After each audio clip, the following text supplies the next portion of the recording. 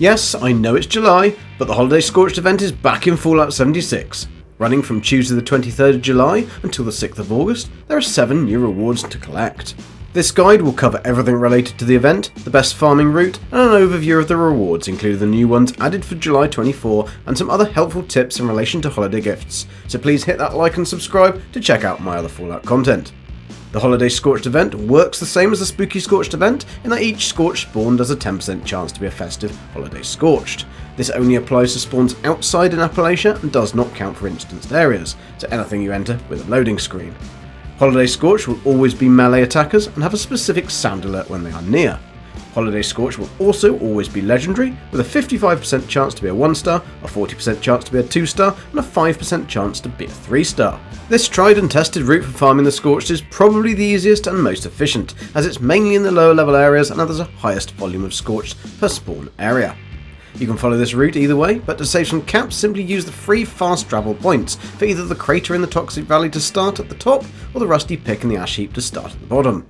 For this video, I'm starting at the top of the map, and the first location is Wavy Willard's Water Park. If you fast travel here, you should spawn outside the front entrance, and there are at least 16 Scorched that spawn in and around the park. Next stop is southwest towards Tyler County Fairgrounds, where you'll spawn in on the road just outside the area, and should find at least 14 Scorched around the fairground.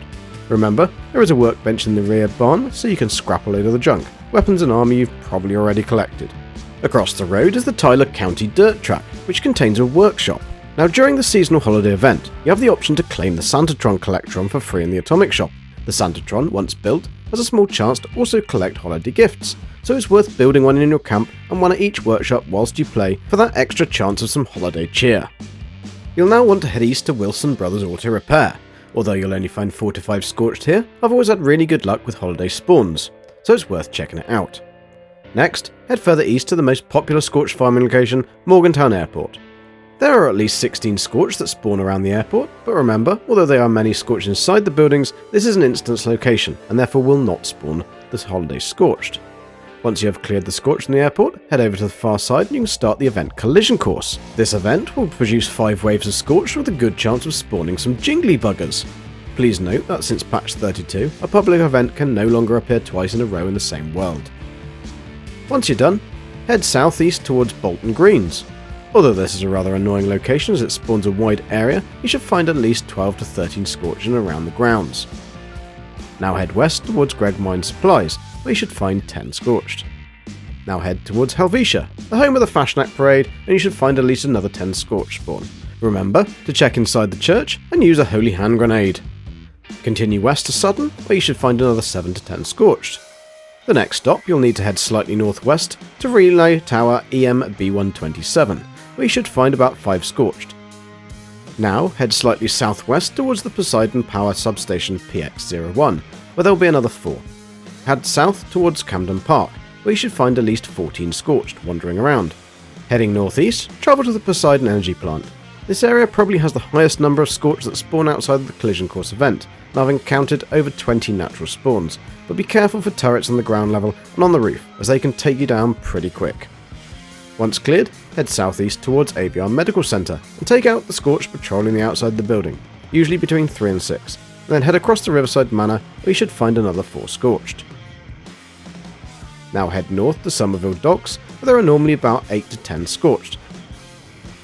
And then finally east to end the route at Overlook Cabin, where you should find another 5 to 6. There are many other locations that Scorched can spawn, but this is just a nice easy route that all levels should be able to farm without running into too many other nasties along the way. I mentioned earlier about utilising workshops during the holiday event, and it seems this is a much more lucrative way to farm for holiday gifts than the stated drop rate suggests. So here's my recommendation. Once you've claimed a workshop, enter the build menu and create a simple structure of 3 sets of stairs, with a platform at the top, the Santatron in the centre and some barricades around the outside for protection. Now save this as a blueprint in your build menu. Go to the next workshop, claim and place the blueprint. Rinse and repeat on at least 15 workshops. Please note that you can use any Collectron during the event, just remember to set the loot to holiday gifts. Usually, when the workshop gets attacked and taken over by enemies, the Collectron would either be destroyed and or stop working. However, if the Collectron is built on the platform, the enemies will not be able to destroy or interrupt it, and therefore it'll just carry on collecting your gifts without the need to fight for claim back the workshop. You can then just fast travel to the workshops and collect the gifts in a 30-minute loop. This should net you over 100 total, plus all the other junk that's always useful for crafting. Obviously, this method is geared towards a player with Fallout First and using a private world, but you could also spread holiday cheer by setting the workshops down unlocked and allowing people in your world to also take the gifts. The Holiday Scorched will drop one of 3 different sized presents, small, medium and large, plus a legendary item of the corresponding star rating. With each present, there will always be a holiday junk and goodies, usually alcohol, grenades or chems, but can also have the chance of sugar bombs. The small present will have a 5% chance overall to contain a holiday reward plan or apparel item, but only a 0.1% chance for a specific plan. However, there is also an additional 0.29% chance for a rare taxidermy plan. The medium-sized present will contain the same items as the small present, but in addition, you'll receive some contextual ammo. This will be for the weapon you're carrying at the time. Some holiday currency, which consists of caps and some legendary script. There is a higher 20% chance to contain a holiday reward plan or apparel item, although there is only a 0.39% chance for a specific plan. The medium present also has a 1.18% chance to contain a rare taxidermy plan. The large present contains the same items as the medium, but has a much higher 40% chance to contain a holiday reward plan or apparel item, although still only a 0.78% chance for a specific plan. However, there is a greater 2.35% chance for a rare taxidermy plan. There are now 37 holiday plans in total, including 7 new ones added for July 24 and the 14 added from December 23. And the new rewards are a Jitterbug Judy outfit, a Plastiform Vault Boy elf, a Plastiform Snowman, a Peppermint Backpack Flare, Snowman Head Backpack Flare, Atomic Set Limited Handbag Backpack, Giant Red Brontosaurus, Plastiform Candle, the Starlight, the Plastiform Gingerbread, the Plastiform Nutcracker, the Straw Goat, the Plastiform Santa, Plastiform Santa Sleigh, the Honeycomb Paper Holiday Tree A, Honeycomb Paper Holiday Tree B, Honeycomb Paper Ribbon Bell, Honeycomb Paper Sanding Santa, Honeycomb Paper Icy Snowflake, Honeycomb Paper Jolly Target, and the Honeycomb Paper Snowman. Just so you know, the Plastiforms also all light up. There are 30 taxidermy mounted head plans, 4 apparel outfits and 3 old nuclear winter rewards, although please note that these 3 are non-tradable and will stop dropping once learnt. If you're flush with caps, you can also craft holiday gifts as a Tinker's Workbench, but you'll need to purchase gift wrap in order to do this and ensure you're stocked up on adhesive, as you'll need 1 per present. These will be called handmade holiday gifts in your inventory. The vendors that sell the gift wrap are all train station vendors, the White Spring Faction vendor bots, the Camden Park vendor bot, the Charleston Fire Department vendor bot, Flatwoods vendor bot, Grafton vendor bot, Watoga Brotherhood of Steel vendor, June at the Gilman Lumber Mill, Vera at the Middle Mountain Pit Stop, both Light Allies Salmon Zero, and finally Graham.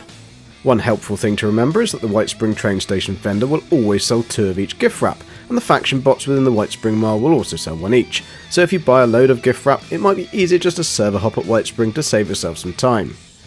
The gift wrap will be in the misc section of the trader's inventory, and to get the best price, remember to ensure you have boosted your charisma to over 25. The best prices for gift wrap are 219 caps for the small, 656 caps for the medium, and 1,925 for the large. However, before you go spending all your caps, I'd advise that you only purchase the medium gift wrap, as the crafted presents have a much higher chance to contain a holiday reward, and I don't think the large gift wrap is worth the caps. The crafted presents have the following stats. The small has a 10% chance to contain a holiday reward, the medium has a much higher 40% chance, and the large has a 60% chance. However, for individual plans, the chances are still much slower, at 0.2% for the small, 0.78% for the medium, and 1.18% for the large. In addition, there is also a chance for a rare taxidermy plan to drop from the crafted gifts, with a slightly higher chance of 0.59% for the small, 2.35% for the medium, and 3.53% for the large. Finally, remember that when opening your holiday presents, equip the weapon that you want the ammo for. This can be an Ultrasight 50 cal or mini nukes. You'll get the ammo for the weapon you've equipped, no matter what it is. I'd like to give a big shout out to Nukenites, Gilpo from Reddit and the Plan Collectors and all other data miners for Fallout 76, whose work is always very much appreciated. I hope you've enjoyed the video. Please remember to like and subscribe. I'm GoldenGek, and have fun. See ya.